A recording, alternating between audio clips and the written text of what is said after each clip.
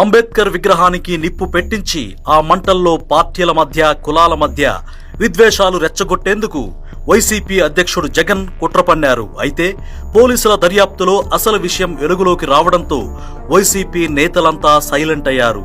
అసలు ఏం జరిగిందనేది తెలుసుకుందాం.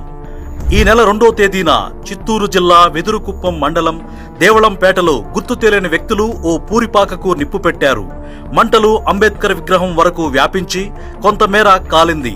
ఆ పూరిపాకలో దుకాణం నడుపుతున్న సులోచన అనే మహిళ గోవిందయ్యకు ఫోన్ చేసింది. 10 నిమిషాల్లో అక్కడికి వచ్చి ఆయన విగ్రహం కాలుతున్న వీడియో తీశారు.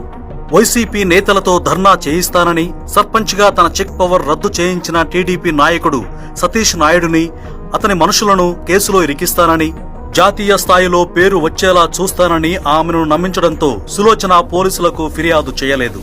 జగన్ ఆదేశాల మేరకు మాజీ ఉప ముఖ్యమంత్రి నారాయణస్వామి, ఆయన కుమార్తె కృపాలక్ష్మి, తిరుపతి ఎంపీ గురుమూర్తి, మాజీ ఎంపీ రెడ్డప్ప, టీటీడీ మాజీ చైర్మన్ భూమన కరుణాకర్ రెడ్డి దేవళంపేట వచ్చి నిరసన చేపట్టారు. అయితే పోలీసులు కేసు నమోదు చేసి దర్యాప్తు చేయగా వైసీపీ నాయకుడు బొమ్మాయపల్లె సర్పంచి గోవిందయ్య చేసిన కుట్రగా తేల్చి అరెస్టు చేసి జైలుకు పంపించారు.